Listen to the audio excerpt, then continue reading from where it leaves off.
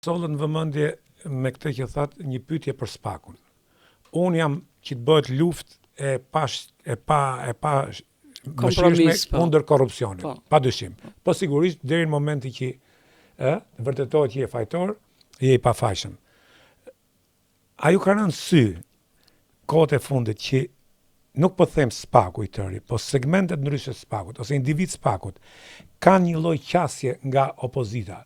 Po i them për faktin, kur thonë kontrollon Rama, unë nuk besoj që e kontrollon Rama Spakun, se nuk do të lejonte që se kontrollonte që i hikshin gjithë këto njerëz të tij të afërt, dhe sfundi me Velian.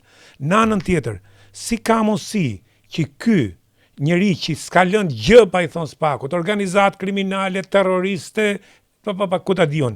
Dhe ky jo edhe sot, jo më larg se sot në dreka i prapë ka sulmuar. Po, dhe ky njeri del televizor dhe nuk ka asnjë mas me te. Dhe unë kam marrë si shembull nëse vidhen dy banka, në një vidhen paret dhe dhe nuk ndodh asnjë vrasje asnjë gjë, dhe një tjetër vidhen paret dhe ka dhe vrasje të punonjësve të bankës, policia do ndjekë aty ku është ndodh vrasja. Se aty është procedurë. Pra ky njeri ka rekorde kriminale, ka një gërdec, ka një 97, ka 21 janarin, ka 98-ën që u bë gjithë ajo që bëri Gru Shteti. Pra, me gjitha këto rekorde, si ka mundësi se politika jonë për post tireve vuan dhe atë pandëshkueshmërinë që thatë jo. Sigurisht. Pra, çfarë ndodh këtu?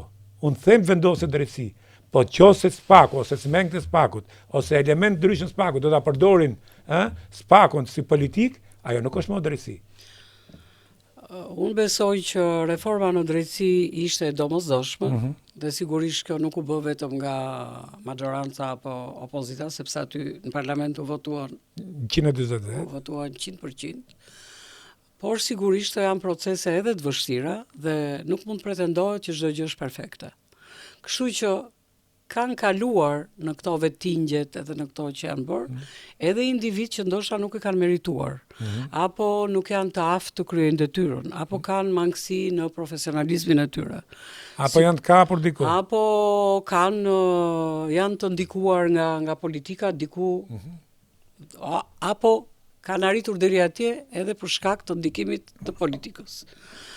Kështu që nëse Spak nuk do të zbatojë dhe të ruaj të drejtat e njeriut dhe standardet europiane, qoftë gjatë hetimit, apo edhe në rastin e Veliat që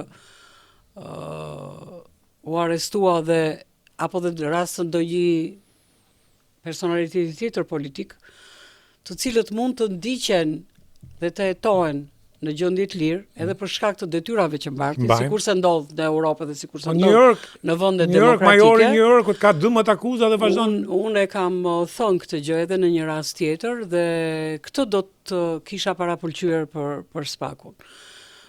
Gjithsesi jam punë të tyre dhe unë vazhdimisht i uroj që të kenë suksese, sepse në fundit është një institucion që ka ngjallur një besueshmëri në opinionin publik. Edhe për shkak të luftës që bën kundër krimit dhe kundër korrupsionit, sepse duhet pranuar që korrupsioni është ndruar në një plagë shumë serioze dhe gangren të shoqërisë shqiptare. Dhe domosdoshmë në 12 vjet një qeverisje patjetër, sa më je gjatësi në pushtet të kesh, aq më shumë kosto krijohen dhe sigurisht aq më shumë edhe raste korruptive.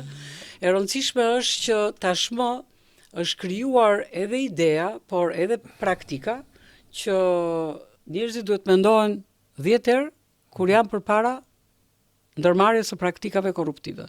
Sepse ç'është e drejta, kemi plot raste që janë vënë përpara përgjegjësisë penale. Problemi është që a janë finalizuar apo janë zvaritur.